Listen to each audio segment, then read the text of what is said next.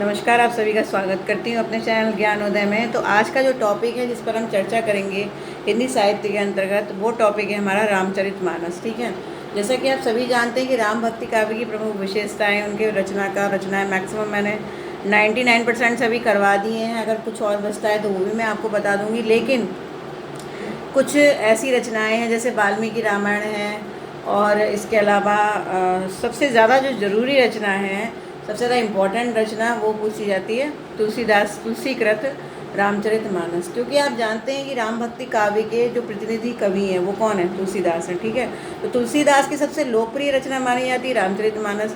तो इसलिए रामचरितमानस पर प्रश्न आने बनते ही हैं। ठीक है, रामचरितमानस पर अत्यधिक प्रश्न भी पूछे जाते हैं। और रामचरितमानस जो है वो हमारे धर्म से संबंधित एक ऐसी पुस्तक है, हमारे धर्म से संबंधित भी है, इसके अलावा हिंदू धर्म से संबंधित पुस्तक है। इसके अलावा उसमें जो बातें लिखी हैं वो ऐसी नीतिपरक बातें हैं जो कि सिर्फ उसका किसी एक विशेष धर्म से ही ताल्लुक़ नहीं है, बल्कि जो उसके जो सिद्धांत हैं, उसकी जो नीति है, वो एक कहना चाहिए कि एक मानव होने के नाते इस तरह की जो बातें हैं वो हमारे जीवन में विशेष महत्व रखती हैं। ठीक है, तो इसलिए बहुत ही अच्छी पुस्तक, बहुत ही अच्छा महाकाव्य जो है लिखा तुलसीदास जी ने, और इसीलिए वो लोकप्रिय रहा। क्यों?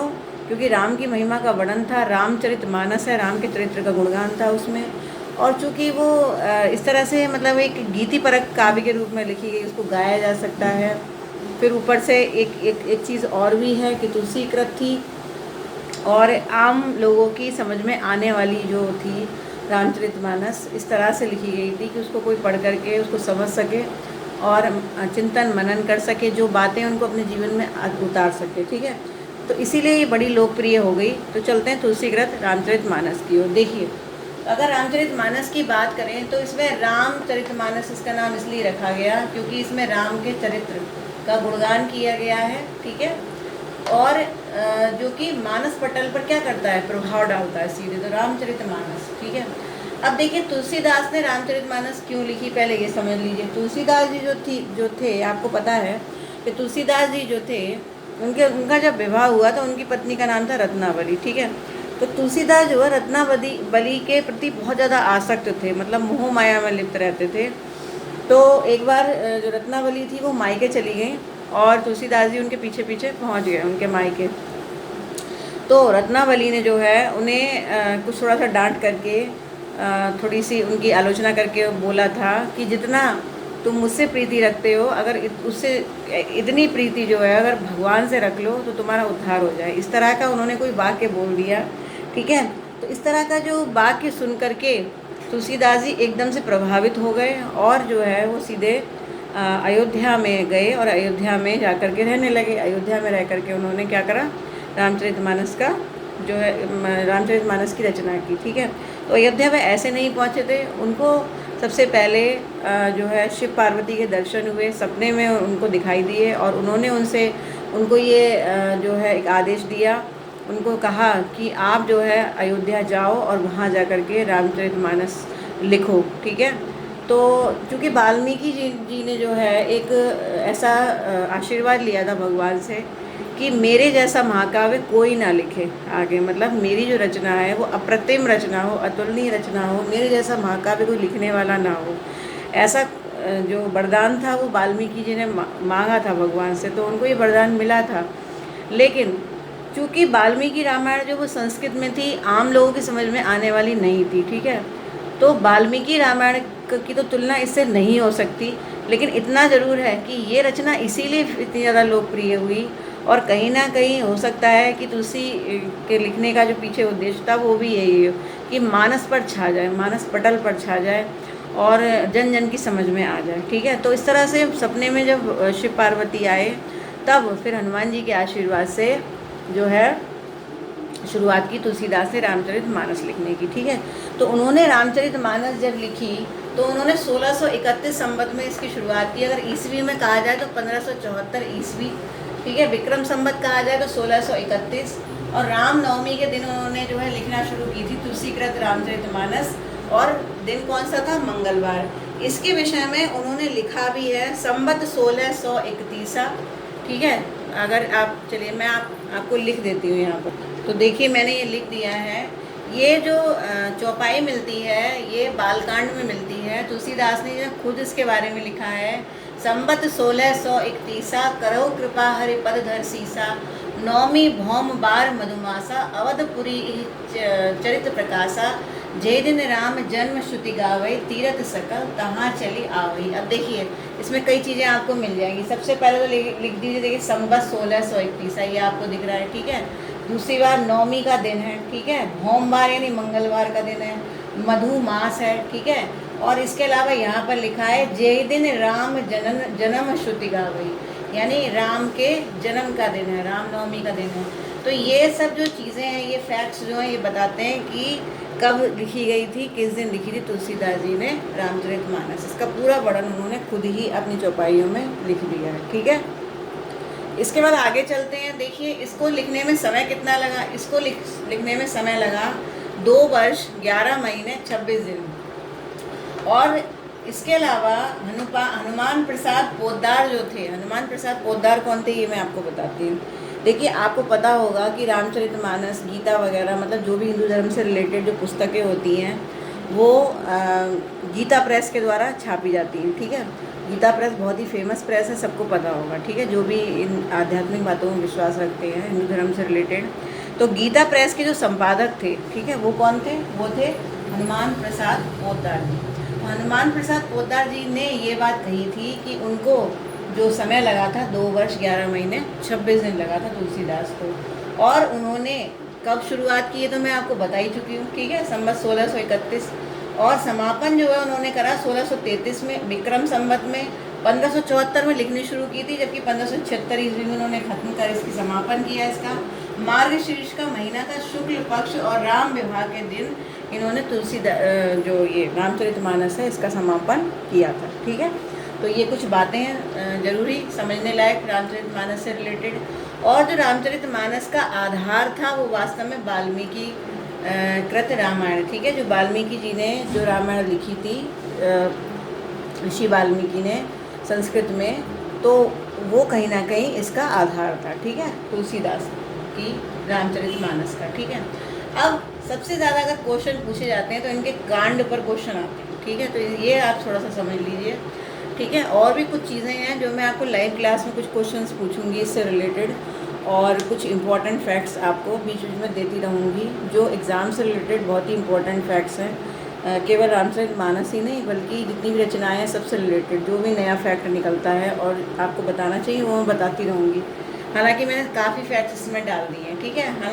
कुछ क्वेश्चन इस तरह से भी आते हैं जो रामचरितमानस में एक संवाद पर क्वेश्चन आते हैं। जैसे आपको कोई चौपाई दे दी जाएगी और दोहा दे दिया जाएगा तो कहा जाएगा ये किस किस के बीच का संवाद है, ठीक है। तो संवाद जो है रामचरितमानस में 3 संवाद मिलते हैं, ठीक है। तो काकभुषुंडी और गरुड़ का संवाद है, ऋषि याज्ञवल्क्य का संवाद है, ठीक है। तो और मतलब 3-4 संवाद हैं, तो उनके विषय में आपको जानना जरूरी है, ठीक है। तो ये चीज़ मैं आपको बताऊंगी जरूर, ठीक है। ये आपको नोट्स में मिलेगा, टेलीग्राम ग्रुप पर PDF में जरूर मिलेगा, तो आप ज़रूर वहाँ पर देख लीजिएगा। तो देखिए आधार क्या है, वाल्मीकि रामायण है। अब सबसे पहले आते हैं कांड पर। ये जो बिल्कुल आधारित बातें हैं वो पहले जान लेते हैं। देखिए 7 कांड है रामचरितमानस में। पहला बालकांड, फिर अयोध्या कांड, फिर अरण्य कांड, फिर किष्किंधा कांड, फिर सुंदर कांड, फिर लंका कांड और फिर उत्तरकांड, ठीक है। वैसे ज़्यादातर ये जो नाम क्रम से ज़्यादातर लोगों को याद होते हैं और एग्ज़ाम्स में ये भर भर के पूछे जाते हैं। ये क्रम जो है ये बहुत पूछा जाता है कि कौन सा, ये पूछ लिया जाता है कि निम्नलिखित में से कौन सा कांड उत्तरकांड से पहले था, निम्नलिखित में से कौन सा कांड सुंदरकांड के बाद था। इस तरह से क्रम पूछ लिया जाता है, तो क्रम आपको पता होना चाहिए। तो क्रम रटने की आपको कोई ज़रूरत नहीं है, ठीक है। आप सीधे सीधे ये सोचिए। देखिए सबसे पहले बालकांड है। बालकांड क्यों है भाई? सबसे पहले जब रामचंद्र जी का जन्म हुआ तो पहले तो बालकांड ही होगा ना, तो सबसे पहला कांड कौन सा हो गया? बालकांड हो गया, ठीक है। और उसके बाद बालकांड के बाद अब क्या होता है, जब बालकांड हो गया, जब वो बच्चे थे, ठीक है, अब वो बड़े हो गए, फिर वो पढ़ने गए, ठीक है। और जब लौट करके आए अपने गुरुकुल से तो वहाँ फिर क्या नाम है, विश्वामित्र के साथ गए, उन्होंने जा कर के ताड़का वध किया। ये सब आप रामायण में देखते ही होंगे, ठीक है। और जितने भी राक्षस थे उनको मारा। उसके बाद फिर उस स्वयंवर में गई, सीता स्वयंवर में, वहाँ उन्होंने परशुराम का धनुष उठा दिया, शिव धनुष।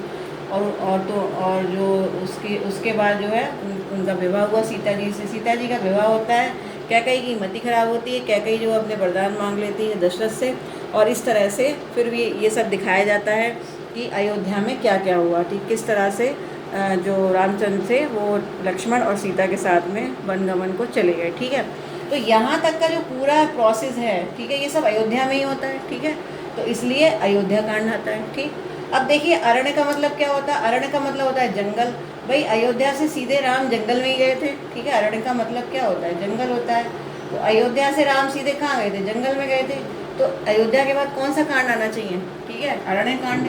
अब देखिए जब वो जंगल में पहुँचे तो आपने अगर रामचरितमानस का थोड़ा बहुत अध्ययन किया होगा या फिर आपने देखा होगा सीरियल वगैरह में, तो जब वो शबरी के आश्रम में जाते हैं तो शबरी उनको ये बताती है कि शबरी उनसे कहती है कि आप किष्किंधा जाइए। किष्किंधा अगर आप जाएंगे तो वहाँ पर आपको महाराज सुग्रीव मिलेंगे और फिर जो है आपको वहाँ से आगे का रास्ता मिलेगा। ठीक है, तो अब जंगल से फिर वो कहाँ जाएंगे? किष्किंधा जाएंगे। किष्किंधा पर्वत पर जो बाली रहा करता था, सुग्रीव रहा करता था। ठीक है, तो वहाँ पर बाली का वध करते हैं किष्किंधा पर्वत जाकर। तो सीधे सी बात है, अरण्य कांड के बाद क्या आएगा? किष्किंधा कांड आएगा।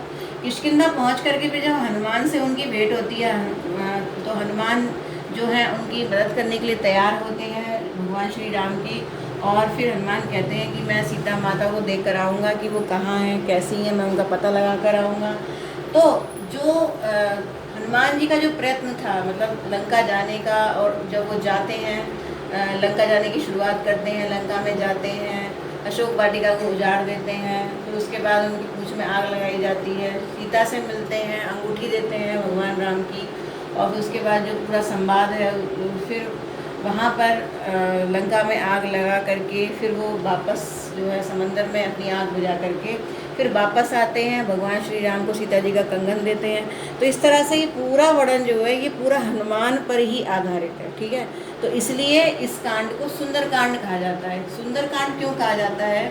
देखिए सुंदर जो है इसलिए कहा जाता है, ये जो लंका थी उस समय वो त्रिकूटांचल पर्वत पर बसी हुई थी। ठीक है, त्रिकूटांचल पर्वत जो पर लंका बसी हुई थी उस ज़माने में। ठीक है, 3 पर्वत होते थे जिनको कहते थे त्रिकूटांचल पर्वत। ठीक है, वो तो दिखने में बड़े सुंदर और मनोरम लगते थे। ठीक है, तो वो पूरी सुंदरता का जो वर्णन है, ठीक है, उसके आधार पर सुंदर कांड जो है रखा गया इस कांड का नाम। तो सुंदर कांड के बाद फिर अब सीधी सी बात है, जब वो वापस आ गए फिर रामचंद्र जी ने चढ़ाई की लंका पर, राम सेतु का निर्माण किया। ठीक है, युद्ध होता है, और युद्ध होने के बाद रावण जो है वो उसका वध हो जाता है, विभीषण को राज्य दिलाया जाता है। तो ये सारी चीज़ें लंका में हुई। तो सुंदर कांड के बाद क्या आ गया? लंका कांड। और लंका कांड के बाद फिर वो सीता जी को लेकर सब लोग सीता जी को लेकर लक्ष्मण और ये सब जो है सब अयोध्या आते हैं, दिव्य दीपक जलाए जाते हैं। तो वहाँ पर, और उसके बाद फिर सीता जी का वाल्मीकि आश्रम में जाना, लव कुश का जन्म, और फिर राम राज्य की स्थापना, किस तरह से राम ने अपना राज्य जो है चलाया था, और उसमें बहुत सी नीतिपरक बातें हैं इस राम राज्य के बारे में। तो ये सारी चीज़ें उत्तरकांड में आती हैं। ठीक है, तो देखिए रटने की कोई ज़रूरत नहीं, सीधी सीधी कहानी है, और कहानी के आधार पर इन कांडों के नाम रख दिए गए। ठीक है, तो आप सीधे सीधे इनको लर्न कर लीजिए। सबसे बड़ा कांड बालकांड माना जाता है, सबसे छोटा कांड किष्किंधा कांड माना जाता है। ठीक है, ये पता होना जरूरी है। रामचरितमानस में टोटल 1172 दोहे हैं, 87 सोरठे हैं, 47 श्लोक हैं, 208 छंद हैं, और 9388 चौपाइयाँ हैं। एक क्वेश्चन ये बहुत पूछा जाता है कि संस्कृत परंपरा में ना होने के बावजूद भी संस्कृत भाषा का निर्वाह किसने किया अपने काव्य में? तो वो कौन थे? तुलसीदास। ठीक है, ये आपको पता होना चाहिए। तुलसीदास भले ही संस्कृत के कवि नहीं थे, लेकिन उसके बाद भी उनके मंगलाचरण में आप रामचरितमानस का कोई भी कांड उठा के, मैंने तो खैर पढ़ी हुई है रामचरितमानस, तो रामचरितमानस के आप को उठाकर देखिए, सबसे पहले जो मंगलाचरण आता है, आज आप अगर आपके घर में रामचरितमानस है तो आप जरूर उठा करके देखिए, हर कांड के आगे सबसे पहले आपको संस्कृत में श्लोक मिलेगा, है ना। स्तुति मिलेगी भगवान शिव की, गणेश, सबसे पहले गणेश की स्तुति मिलेगी, भगवान शिव की, मतलब जो जो भी देवी देवता हैं उनकी स्तुति उन्होंने की है। भवानी शंकरौ वंदे श्रद्धा विश्वास रूपिणौ याभ्याम विना न पश्यन्ति सिद्धा शांता समीश्वरम। भगवान शंकर की उपासना की उन्होंने बालकांड में शुरुआत में ही। तो कहने का मतलब ये है कि मंगलाचरण में संस्कृत के श्लोक मिलते हैं, तो संस्कृत परंपरा का पूरी तरह से निर्वाह किया है उन्होंने, भले ही वो संस्कृत के कवि नहीं थे। ठीक है, ये क्वेश्चन पूछा जाता है। अब इसके बाद में सुंदरकांड है, उस पर कभी कभी क्वेश्चन आ जाते हैं, तो इसलिए इसे पता होना चाहिए।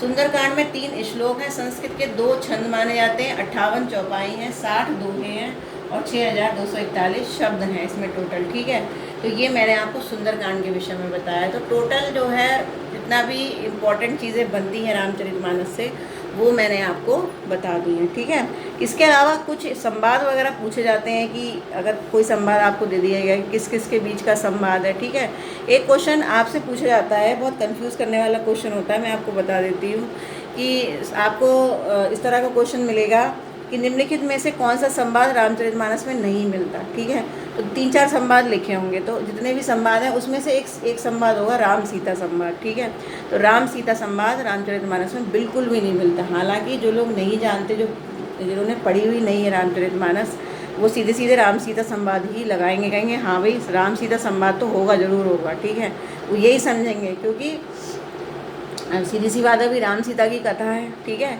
लेकिन ये बात सच है कि राम सीता संवाद रामचरितमानस में कहीं नहीं मिलता। ठीक है, ऋषि मुनियों के संवाद हैं, काकभुशुंडी गरुड़ का संवाद है, याज्ञवल्क्य ऋषि के संवाद हैं, तो आपस में जो है संवाद शिव पार्वती संवाद है। ठीक है, तो ये जो चीज़ें हैं ये मिलती हैं, संवादों पर क्वेश्चन पूछे जाते हैं, तो ये मैं कहीं ना कहीं आपको लाइव क्लास में जो इम्पोर्टेंट चीज़ें बनती हैं वो मैं बता दूँगी। ठीक है, मेरी लाइव क्लास इस बार राम कृष्ण काव्य की लाइव क्लास बुधवार को होगी रात को 8 बजे, तो आप लोग तैयार रहिएगा, मैं 8 बजे आपसे मिलूँगी लाइव क्लास में। तो ये राम काव्य हमारा कंप्लीट हो गया एक तरीके से। रामचरितमानस भी मैंने आपको बता दी है इम्पोर्टेंट चीज़ें, और इसकी PDF आपको मिल जाएगी टेलीग्राम ग्रुप पर, इसलिए आप ज़्यादा सभी लोग टेलीग्राम ग्रुप पर जुड़ते रहिए। चैनल अगर सब्सक्राइब नहीं किया तो ज़रूर कर लीजिए। ठीक है, और लाइक कीजिए वीडियोज़ को और इस तरह से पढ़ते रहिए मन लगा करके। अगर आपको टेलीग्राम या फेसबुक ग्रुप से जुड़ना है तो मेरे डिस्क्रिप्शन बॉक्स में जाइए या फिर मेरे कमेंट बॉक्स में जाइए, आपको जितने भी मेरे लेटेस्ट वीडियोज़ हैं अभी जो मैं आपको दे रही हूँ सभी के नीचे आपको लिंक मिल जाएगा टेलीग्राम ग्रुप का और फेसबुक ग्रुप का, आप मुझसे जुड़ सकते हैं। PDF वगैरह आपको मैं देती रहूँगी, तो इसलिए जुड़ना भी ज़रूरी है। ठीक है, तो इसी तरह से खुशी से मन से पढ़ते रहिए और ईश्वर का गुणगान करते रहिए। कोरोना काल चल रहा है, अपने आप को सुरक्षित रहिए, घर में रहिए, जहाँ तक हो सकता है ना जाने की कोशिश कीजिए। अब ज़रूरी काम है तो जाना ही पड़ेगा, लेकिन सोशल डिस्टेंस बना के रखिए। तो इसी तरह से आप मेहनत करते रहिए, ज़रूर सफल होंगे। तो इन्हीं शुभकामनाओं के साथ फिर विदा लेती हूँ, फिर मिलती हूँ नेक्स्ट वीडियो में, लाइव क्लास में मिलती हूँ आपको बुधवार को रात 8 बजे। नमस्कार।